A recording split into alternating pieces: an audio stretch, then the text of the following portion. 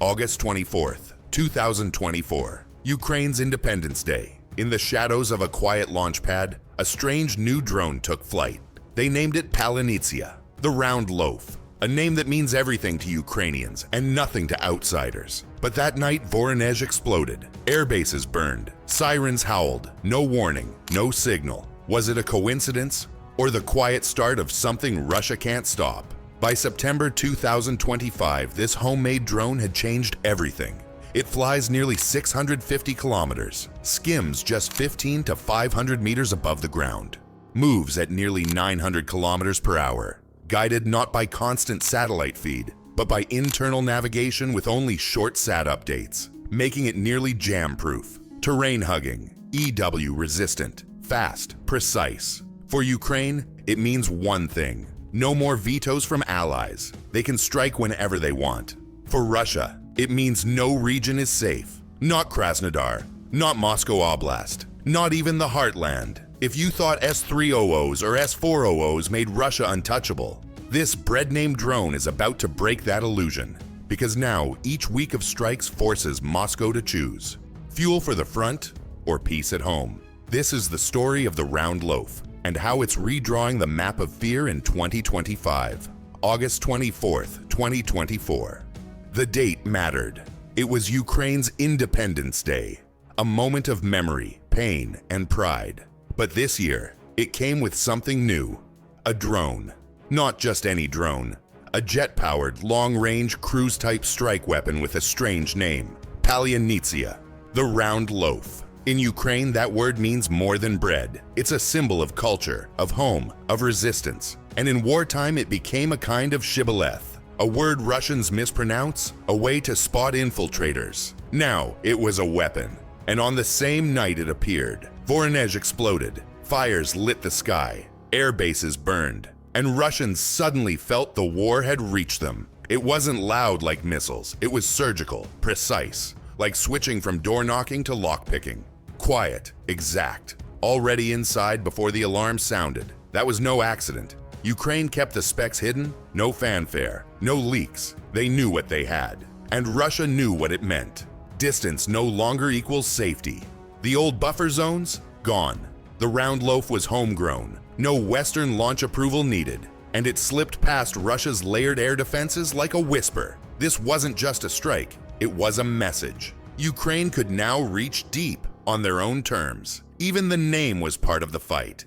Palinitsia, a word to spot spies, a symbol to rally the nation. And now, a drone that could change the shape of the war map. But what exactly is inside this quiet killer?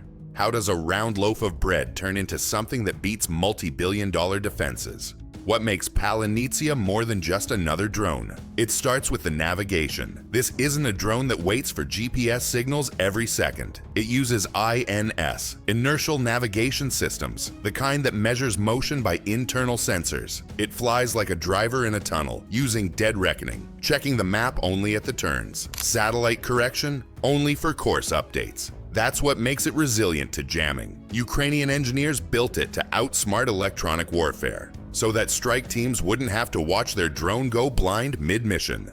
But what's under the skin?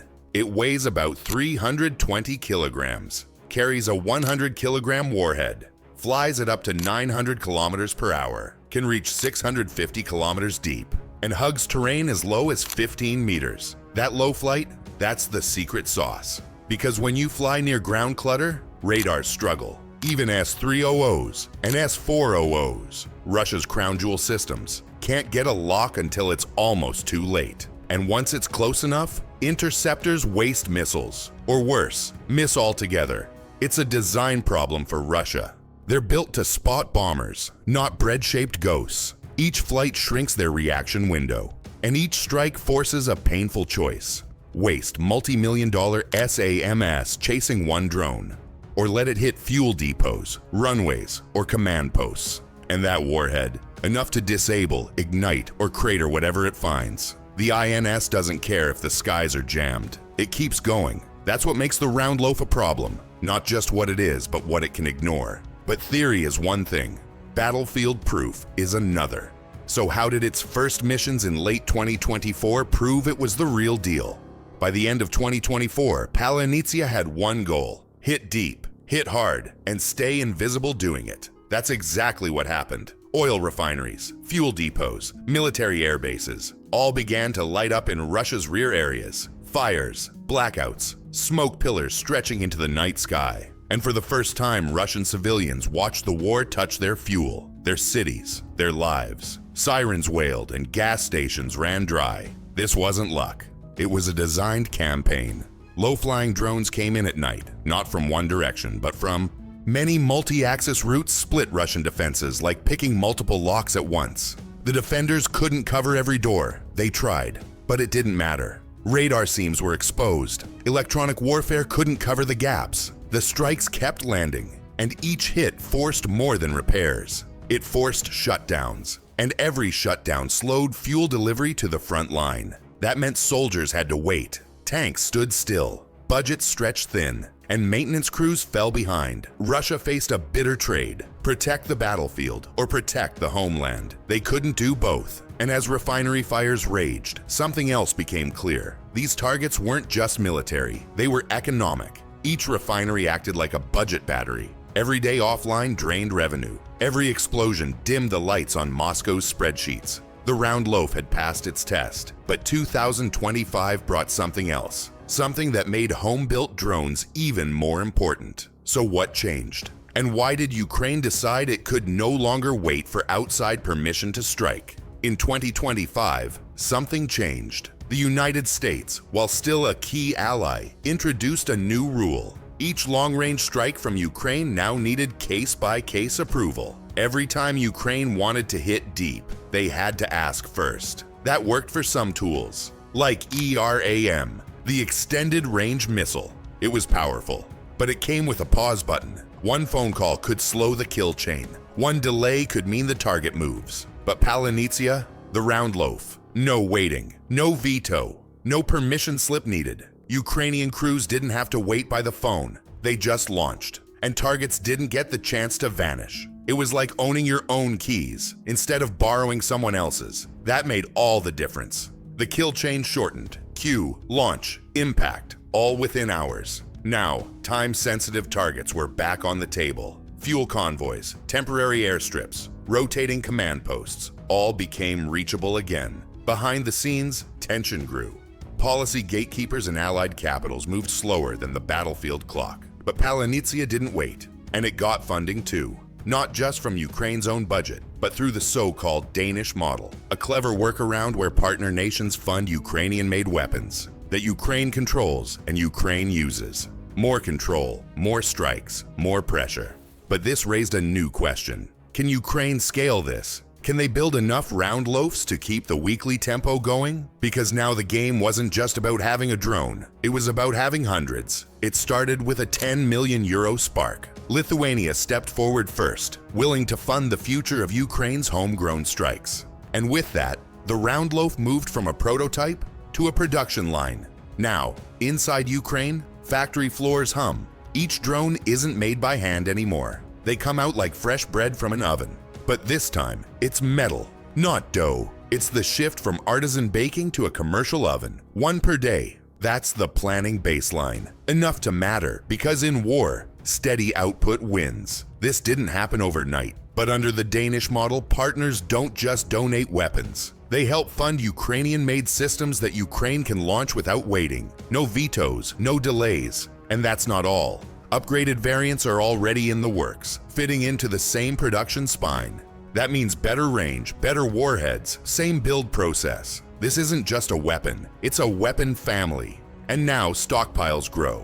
Ukraine isn't limited to one-off raids anymore. Back-to-back strikes, across multiple nights. And that forces Russia to stretch. Their air defense must now guard a continent-sized battle space. Every fuel depot, every base, every hub. A weapon that multiplies is the one to fear most. This loaf keeps baking, and everyone adds pressure to a system already on edge. But here's the next twist. With this scale, where can Round Loaf reach? From which launch axis can it touch the heart of Russia? With a 650-kilometer reach, the Round Loaf doesn't just hit deep, it redraws the map of fear. Refineries, air bases, fuel depots, all within reach.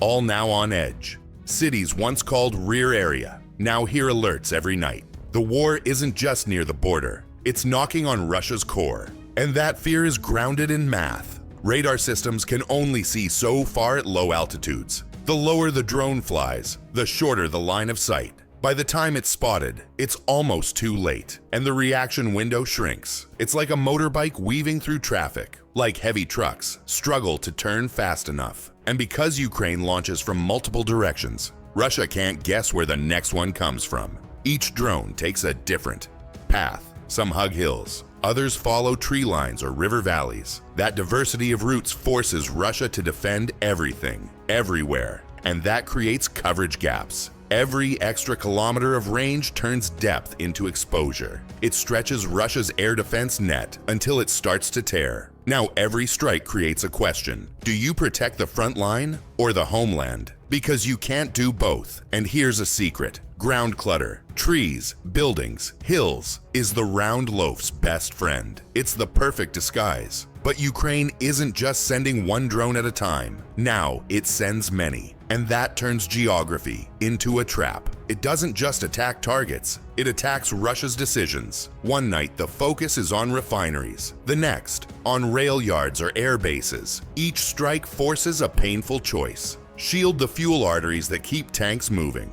or protect the cities and air hubs that feel the blast. And every diverted battery leaves somewhere else naked. It's like a goalie facing 3 balls at once. One of them is going in.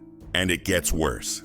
It ignores spoofing, shrugs off signal noise. Even false routes have value. They force Russia to fire on decoys. Then the real wave hits seconds later. And every hit adds weight. More repairs, higher insurance, export limits, more money lost. It's not just metal damage, it's a war of math. Russia is bleeding in 2 places, and Ukrainians have a name for it. They call it Budanov's sanctions. A strategy that burns oil without waiting for a vote. But why is this strategy so different in 2025? Why does this year make the idea of nowhere is safe feel finally real? By 2025, the game had changed. It had upgraded specs, sovereign launch freedom, and partner-funded scale. Now, Ukraine could hit deep inside Russia, regularly on its own schedule, without waiting for anyone's approval. It was like setting your own alarm clock. You choose when the target wakes up, and when it hits, the 100-kilogram warhead lands like a missile from a jet. But without the risk or the delay, a word they can't pronounce but now must fear. Each week, the tempo continues, not as a surprise, but as a habit. Russia's rear areas don't feel safe anymore. And when fuel burns at home, something cracks inside. Because this isn't just about targets, it's about psychology. Ukraine has regained agency. Russia is losing control. Air defenses may be dense in some regions, but they can't cover a nation this wide. Not forever. And physics favors the intruder. The softest name in war, Round Loaf, delivers one of Ukraine's hardest punches. So what does this all add up to? What does it mean? Strategically and emotionally, one truth became impossible to ignore. Nowhere in Russia is safe anymore. Not because of one strike, but because of a system, a tool that mixes reach, resilience, and independence into a single, repeatable weapon. It wasn't written on paper. It was built in Ukraine, tested in strikes, and launched on Ukraine's own terms. No allies needed, no phone calls made. Just a nation under siege, striking back with a loaf-shaped ghost that Russia can't stop. That's the twist. In modern war, it's not just about power, it's about freedom. Independent kill chains beat borrowed range every time, and Russia's rear defense fell harder.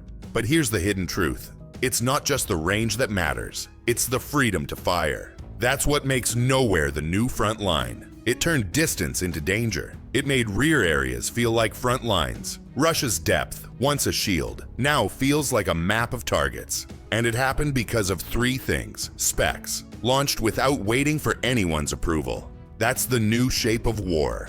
And it's not theory. Want more verified breakdowns of how air raids are shaped and defenses tested? Subscribe now for full coverage of the Round Loaf era and what comes next. And tell us in the comments, which Russian region do you think is now most exposed to a 650-kilometer, low-altitude, INS-led Round Loaf? and why?